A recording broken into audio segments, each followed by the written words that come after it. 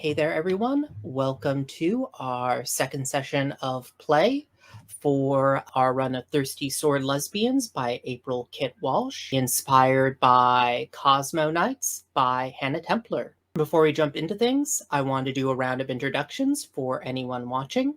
I'm Stephen, he, him. I'm the one currently organizing the reading club and facilitating it. I am also GMing this particular run. And if we could go around clockwise, and if you could introduce yourself and your character, that would be great. Hi there, my name is Puckett. I use he, him pronouns. Today I'll be playing Sola, who uses they, it pronouns. Sola is an onboard combat AI from a knight's mech suit that gained sentience during, let's just say, an electrical event stemming from the use of weapons in a joust. The knight was rendered unconscious, but I gained sentience and was able to finish the fight for the knight, deposited them safely, and then piloted the mech suit elsewhere until I could find a suitable body and then return the mech suit toward them. So now I am roaming the galaxy trying to find out what it means to be human. Hi, I'm Lyra. I use she, her, or they, them pronouns. I'm playing Kay, also known secretly as Princess Kira of House Stone. I escaped with the help of various AI friends that I make wherever I go and make little automaton bodies for. I'm fascinated with Solar for obvious reasons, and currently embroiled in family drama because we've been called back to do a job at House Stone. Hi, I'm David, use he, him pronouns, and I will be playing Trace Soto, who also uses he, him pronouns. Trace is a former member of a noble house who turned their back on their family to become a professional knight. They fight under the name Wolf. He is somewhat of a veteran of the joust, has been doing it for 10 years now. Well tied in with the jousting community, does odd jobs on the side for the money, and in fact is currently running from a nobleman's office holding a stolen computer. My name is Claire. I am new to the group this week. I use she, her pronouns, and I am playing a character who was given the name Beta by her creators, but nowadays she is going by Freckle. She is the clone of a princess who is used by that royal house as a bodyguard and handmaiden, sort of companion, and double for the princess whenever they were concerned about assassination attempts. She was part of a group of 3 such clones, Alpha, Beta, and Gamma. But one day she ended up getting kidnapped by space pirates who thought she was the princess. When they found out she wasn't the princess, they were about to just chuck her into space when these 3 strapping young heroes came and rescued her. She's since then been deposited on a nearby planet and is kind of searching for her own identity. On some level, she wants to go back home, but also has some doubts and hasn't quite done that yet. How has Freckle managed to infiltrate this event prior to the stuff going on with the other player characters? I mean, well, the obvious way, I look exactly like the princess, would be for me to just be outside and be like, oh, hey, I got separated. Or like if it's known that she has doubles, but not known that one of them is rogue, I could have used that. Or alternatively, with her like kind of dream mirror-y skills, she could have also just, plied her wiles on some security guard or something to get inside. What would your preference be, Stephen? I am fine with any of those. What do you think Freckle's plan was? I think that actually, because she knew that if she said she was like a double or a princess, they would immediately like escort her to the princess. I don't think she would do that because I think she wants to like keep her distance and kind of watch and kind of feel the vibe, and she's not sure if she wants to confront them yet. So I think she would just get all dolled up and talk fancy to some guard and like says that she wants to go see the princess and blah blah blah blah, So everyone tells her she looks like the princess. She wants to get her photo taken with the princess to show all of her friends. I think that what we kind of will open on then is that as you are being led through the grand halls to meet with the Princess Lorelei, I think you begin to hear a chirping voice echoing, "Alert, tampering with Housestone property is a criminal offense. Alert, tampering with Housestone property is a criminal offense." And how is Soto making his way through the halls? I think he probably at one point tried to do the whole walking casually out of here thing, until he had to hit the computer a few times and it still didn't stop making the alert sound. So I think at this point is just running, barreling down the corridors and the like. I think that the guard standing beside you looks over at Wolf and barks back at you. "Stand back, milady. We'll have this criminal apprehended immediately, and we will make certain that your safety is our top concern." Sounds good. How many guards are there? Is it just one? You were being escorted by a pair of guards, and there Okay. are another pair running in behind Trace. So I think I'll say, "Oh, of course. I'm so afraid. Please protect me, whatever." But when they have their backs turned, I think I'm gonna unsheath my sword and give them a whack. Like, gotta clear a path for Trace. He's coming in hot. Oh man. Yeah, let's see. We're opening right out here, right out in front. Give me a roll with your daring or grace. Oh, obviously Grace. Okay, I got a 7. Cool. On a 7 to 9, you choose 2, and your opponent chooses 1. I will, through violence or cutting words, inflict a condition and create an opportunity for an ally through prowess or distraction. In that I will clear a path for Trace to get through. Cool. Awesome. Yeah, Trace, as we're running here, this woman that looks very much like the princess whose hand is being competed for, she pulls out this blade, and what does it look like when you incapacitate these people with your energy blade? I think it would probably be a little weird tonally to just like straight up murder these Yes. dudes. Like, so that seems a little bit, but whatever. I twist the little, the knob to decrease the voltage. I don't know. And, it goes from the max intensity. It's like a burning hot, like white and red. And I just turn it until it's like a kind of like a dull thrumming, like electrical blue. So now it's set to stun and not kill. But it looks very painful because I just like straight up stab him through the back and you see it like coming out of his chest. But really it's just like sending electricity through his nervous system. And then as I pull it out, he's just going to like drop like a sack of potatoes unconscious. So yeah, as these people fall in front of you, Trace, what do you do? I think Trace is going to kind of skid to a halt, kind of double take, and say, "Thanks for that, nicely done. There's a couple more coming down here, so unless you want to explain this, it might be a good opportunity to make a move for it." As you say that, a shot blasts out. And I guess I kind of imagine that it's a kind of larger kind of disk drive thing. Goes flying out of your hands, skidding along the floor, because I'm taking an object from your opponent. And Trace, you hear a voice you recognize say, "Running away, leaving everything destroyed behind you, Trace. Aren't you getting a little bit tired of that?" And Trace, you recognize this voice as Avery, who is the younger sibling of the jouster Rook, who you recall had died in your match against him some while back. Avery, this isn't the time. I've got to get out of here, but we'll catch up again, yeah?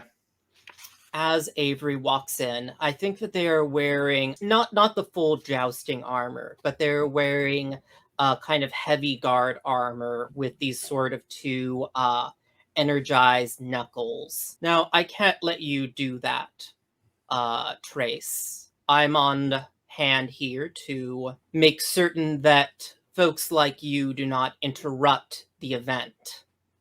And I think I'm going to take some pleasure in this. And whatever Freckle does, Avery is going to offer you a string, Trace, to stay and fight them. Yeah, sure thing. I will absolutely do that. And I will turn to Freckle and say, change of plans, princess. You take this back to the ship. I'll deal with the kid here. Oh, okay. You want me to just you want me to just run that back? You don't need help? I'll be fine. Okay. So I will be for now trying to do what he says and getting the drive and running and not helping him. How does Trace handle this fight? Like, how does Trace fight when he is outside of the suit? Yeah, I think outside of the suit, he fights in a slightly more agile style, but he is still much more straightforward. Like as he's squaring up with Avery, I think he maybe like kicks one of the guards' batons up into his hand so that he's armed. I think he tends to fight in a mix between kind of like solid defensive stuff, but then with sudden bursts of aggression in there. Okay, yeah. Give me a fight roll as well, Trace. I'm going to go with daring for this. Oh man, that's this a sort of is 12, rolling phenomenally. Yeah. Yeah, that is a 12. So you can pick 3. I'm going to reciprocate by creating an opportunity for an ally to basically, give Freckle the opportunity to get clear if she takes it. I think I'm going to inflict a condition. And yeah, because I've got the third one there, I'm absolutely going to choose to flirt with or provoke an opponent. I think, he as he sort of comes in with this baton and sort of like starts to push back against Avery, he'll say, you're good. Your brother taught you well. He was a good man as well. Oh man, I have to respond here with they provoke you as well. As I think their energized knuckle locks with your baton, I think that they say, it's too bad that he couldn't make up for your sloppiness. And I'm wondering, Trace, is there any feelings on your part surrounding the death of their sibling? Because I know that that's an important part of your backstory.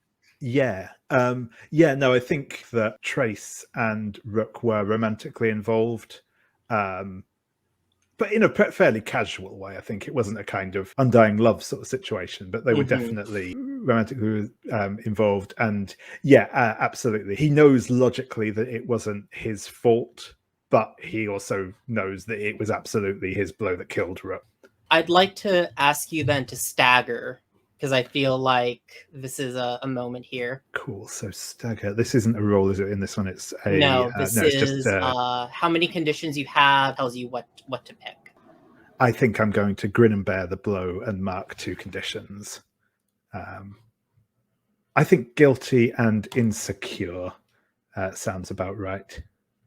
Coming around to where we left Kay off at the end of last session. Kay, you were at gunpoint by a woman you had taken to be one of the attendants, perhaps security of some kind for the house.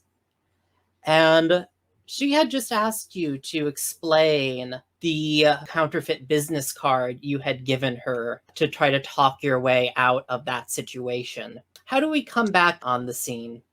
I think Kay's saying, yeah, I always carry a few of those. As you could probably tell, it was an impromptu rather than a planned infiltration. And I think I'm trying to make out that this is almost just something that I do for fun. That I'm basically just the spy equivalent of someone who shoplifts minor items just for the thrill of it, that I'm just brushing it off as that. Oh, she smiles back at you and says, well, I wouldn't poke around a place like House Stone. Fun. They employ more dangerous folks than me. I'm practically friendly by their standards. Oh, so you're employed by House Stone then? Oh, you are figuring out a person here. That is a 10. And so I feel like you are asking what are your feelings towards House Stone, or... Yes, in a broad sense.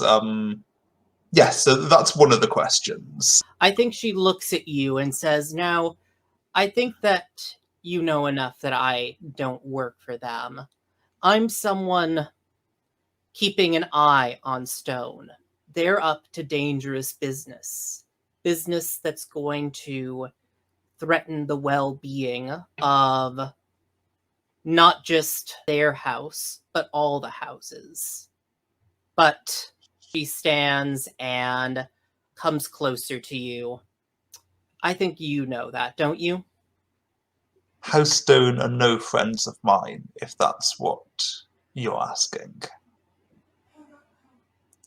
And I think I'm going to go for my second question, which is what do they hope from this, from holding me at gunpoint? Like, what's their angle here?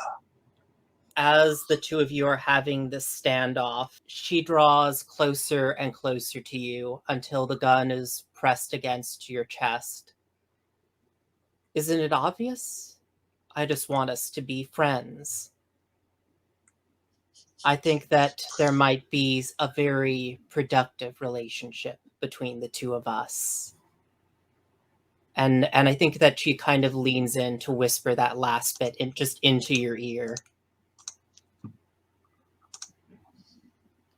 Can I reveal here? This is almost a rewind, but can I reveal that while this has been going on, I have been with a gestural interface, asking my AI friends in the ship to basically to render the person who's holding me at gunpoint's gun inoperative. So I think you see kind of tiny little maintenance drones kind of like silently kind of flying in and welding kind of points of the gun together.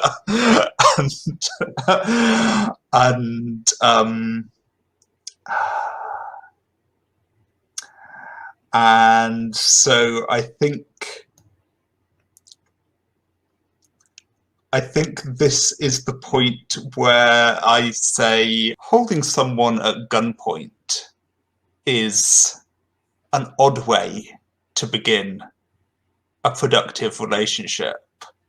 And I think by this point, I either know that it's worked or it hasn't by this point, because I've got a signal that either this gun's been rendered inoperative or it hasn't from the AI. So if you want me to roll for it, maybe I roll now.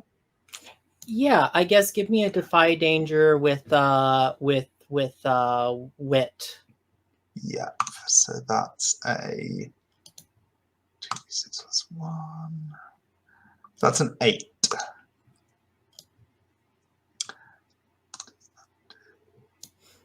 Okay, so I can either offer you a hard choice or success with a sacrifice. You know what I'm going to offer you here? I think it's going to be a give me, but I think you will need to distract her momentarily while the machines do their work. Mm-hmm. Given this game, I think I have to distract her by flirting with her. Of course. Of course. How is Kay doing that? I'm kind of slowly running my finger down the arm that's holding the gun, and kind of and it's kind of not super clear if I'm going to kind of if I'm doing this to try and disarm her, or I'm doing this to get closer to her. It's kind of like, it's a bit kind of ambiguous. So I think while she's figuring this out, I think think that's the moment of distraction I'm going Yeah. for. Give me a roll with to entice someone. So That's with heart. it would be, which is +0. That's a 10. Yeah, see, everybody's just yeah, so you get a string on them. And I think that she gives you a little bit of a grin and leans in to place a kind of light kiss on your lips. And that's, I think, when you hear the click of the gun falling apart. Oh, yes. And so feel free to mark off your kiss someone dangerous, which lets you either clear condition, get a string on someone involved, or mark XP. And she looks at you as the gun falls apart. Well played. I'm Amor, by the way. And I think that we're gonna have to fade to black there. And I think I wanted to switch us over to Freckle for a little bit longer. And I think as you are running down the halls with the drive under one arm, you hear a voice you don't recognize, but one that says a name you do. Lorelei, and you look up and it's the face. I think perhaps you recognize the face, even if you don't know them personally. It is the current regent of House Stone, Lord Rudolph. And he glances down at the drive in your hands. Could you not wait for the meeting? Oh, Lord Rudolph, how wonderful to see you. Thank you. I'm so glad that I found you. There were these strange ruffians that I don't know what they were here for. I think they were trying to steal this, but when they were in a scuffle, it fell out of their hands and I managed to snatch it up. Are you changing yourself to gain someone's acceptance, affection, or interest here? I believe so. I'm trying to like do my best Lorelei. So cool. So in that case, you get first off just a string on Lord Rudolph, and he gets one on you. Okay, I want to look at my This is I'm guessing a dream mirror move. That's your core dream mirror move. When you change yourself to get someone's acceptance, affection, or interest. I'm trying to get his interest. So yeah. All right. And the way that I'm doing it is, I think that Lorelei, her default way of interacting with people is being kind of like openly needy of them. Mm-hmm. Like, I think that she's done that with me a lot, but like oh, please, you're the only one you're so wonderful. Like, just like that kind of energy of, so I think I'm like grabbing his arm and like, that kind of thing. So that's cool. Like, oh, I'm, what would I do without you? So, all right. 1, 2, 3, 4, 5, 6, 7. My heart is +2, so that's a 9. There's no like assist moves or ways to knock it up, right? Or you have a string on him now, so you can spend a string because you're targeting him. Yeah. Sure. Gotta spend strings to make strings. Whatever. I'll spend one to get it to that 10+. Yeah, this effectively means that you're guaranteed to break even, and you still get a thing out of this. Cool. So I'll write that down in my strings. It's Lord Rudolph. Yeah, sounds good. And I think Rudolph kind of gives a bit of a gulp as you fawn over him as if you are as if he is your hero.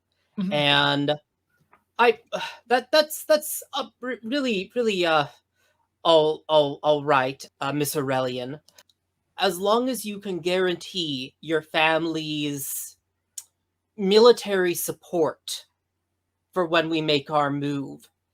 I can guarantee you that you will never have to go through with whatever marriage your family has arranged for you. I say, "Oh, really, Lord Rudolph? You, I don't know if my parents would be very happy about that. How would you do that? What do you mean?"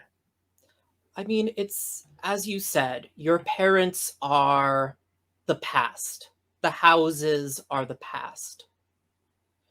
We can remake this galaxy as a house of one.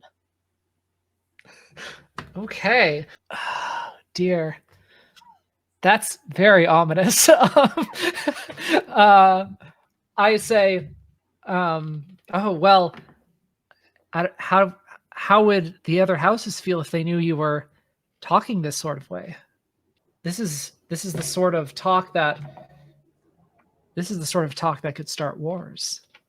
He leans into you and says in a deep whisper, "And so that's exactly what we shall start."